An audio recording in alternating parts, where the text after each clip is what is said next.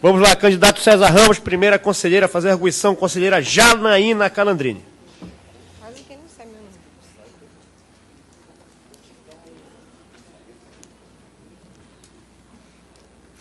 Candidato, a Emenda Constitucional número 45 de 2004 introduziu o inciso 78, quase que não sai, do artigo 5º da Constituição para assegurar a todos, no âmbito judicial e administrativo, a razoável duração do processo e os meios que garantam a celeridade de sua tramitação. Como o senhor pretende tornar efetivo em sua prática judicante esse direito fundamental? Peço silêncio aos conselheiros, por favor. O candidato vai responder a arguição. Senhores conselheiros, senhor presidente, eu fui e sou um defensor da razoável duração do processo, inclusive como advogado criminal impetrei sem números habeas corpus, cujo fundamento maior é o atraso na prestação jurisdicional.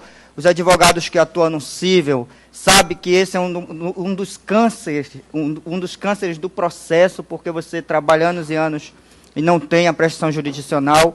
Então, como desembargador, a gente tem que ter a consciência de que você precisa ter o compromisso com a prestação jurisdicional. E o nosso tribunal, ele precisa mudar alguns aspectos do regimento interno, porque existem dispositivos no regimento interno, meus senhores, minhas senhoras, que atrasam. Eu vou dar um exemplo no processo penal, por exemplo, que você colhe um parecer do Ministério Público quando ele é parte no processo desnecessariamente.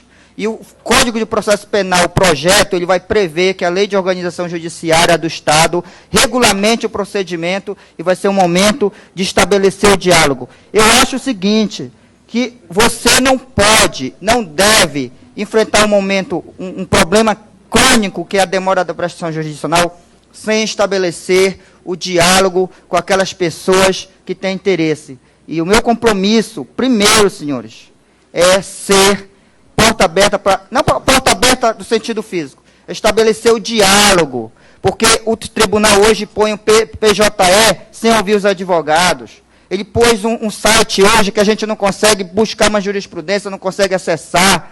Então, o meu maior compromisso com vocês é o diálogo. Somente com o diálogo é que nós vamos conhecer as mazelas que atrapalham o processo, que atrapalham a prestação jurisdicional e que repercutem de forma negativa em toda a sociedade.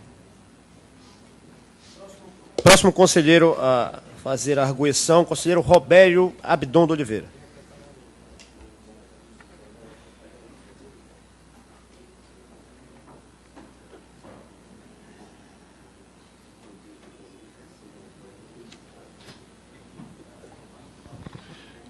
Candidato, de que modo um desembargador estadual pode tornar-se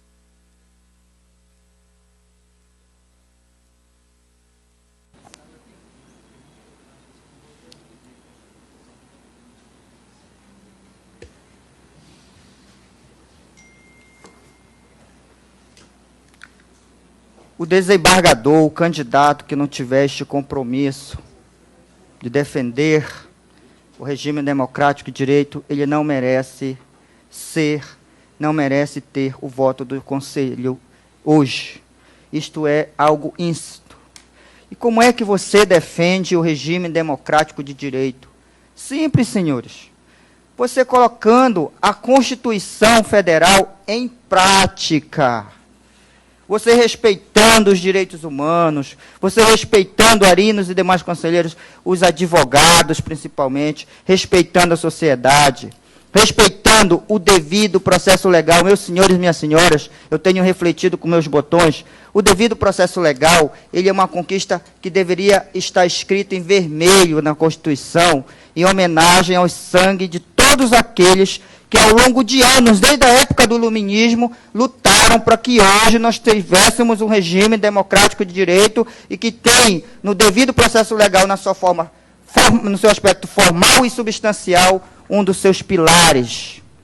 O devido processo legal ele foi criado, pensado, idealizado, não em favor do Estado, mas em favor da sociedade. Porque Luís XIV já dizia, letar semoar, não sei se a pronúncia é correta, quer dizer, o Estado não precisa do devido processo legal. Nós, advogados, nós, cidadãos, precisamos do devido processo legal. E o meu compromisso para defender a Constituição, e um dos pontos fundamentais é ter compromisso com a defesa do processo legal, porque defendendo o processo legal, meus amigos, eu estou defendendo a Constituição, o regime democrático, estou defendendo a cidadania, estou valorizando a advocacia e respeitando os advogados. Próximo conselheiro, Jefferson Bacelar.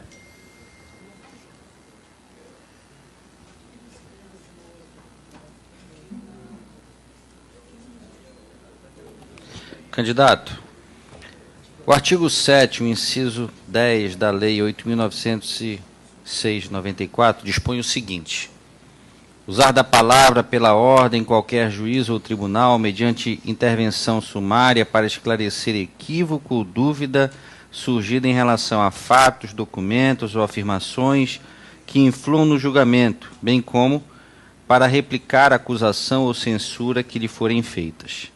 Diante disso, qual a sua opinião acerca do direito do advogado em usar da palavra pela ordem durante os julgamentos na Corte Estadual de Justiça? Conselheiro Jefferson, muito obrigado por esta pergunta, porque eu, como advogado, e especialmente no júri, sou defensor desta palavra. Mais recentemente, no júri da Savana Natália, o promotor queria me calar, o juiz mandou me calar, eu disse que eu não iria me calar, porque o Estatuto da Ordem dos Advogados do Brasil me dava o direito de falar pela ordem. E eu, como advogado, e nós, como advogados, nós não podemos nos calar. É por isso que estão calando, lamentavelmente, senhor presidente, os nossos colegas à bala, porque é a única forma de calar o advogado. Não precisaria...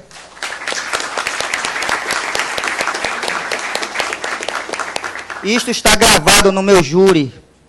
Só vão calar o advogado à bala. Não precisava nem estar escrito. Não precisava de estar positivado. Está positivado porque, lamentavelmente, alguns juízes, eles veem o advogado como inimigo. Nós somos colaboradores da justiça. No Supremo Tribunal Federal, no STJ, os senhores que têm experiência, eles valorizam o advogado, eles valorizam a palavra pela ordem. Pela ordem, senhores. E este é um compromisso que eu tenho porque eu fui vítima e passei muitas vezes por prepotente no tribunal porque eu não deixei de usar da palavra. Se o desembargador não me deu, se ele não me der, mas a Estatuto da Ordem dos Advogados me dá.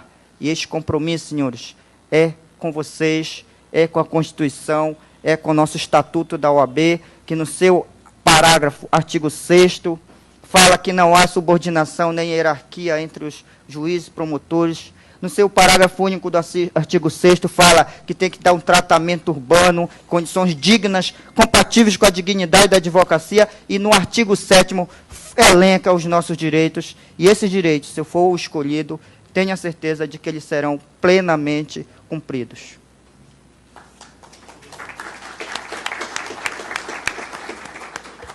Próximo conselheiro, conselheiro Denis Lopes Serruia.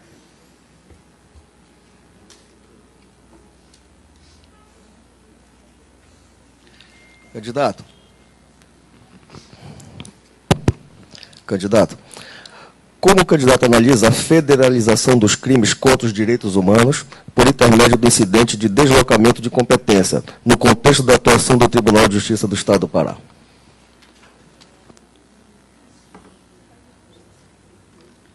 Senhor presidente, isto aqui é uma conquista de todos, porque o Estado do Pará, e aí eu posso até pagar o preço porque eu vou falar aqui, mas, lamentavelmente, ele não tem conseguido enfrentar. E nós sabemos que a Polícia Federal ela está mais aparelhada para oferecer, e a investigação.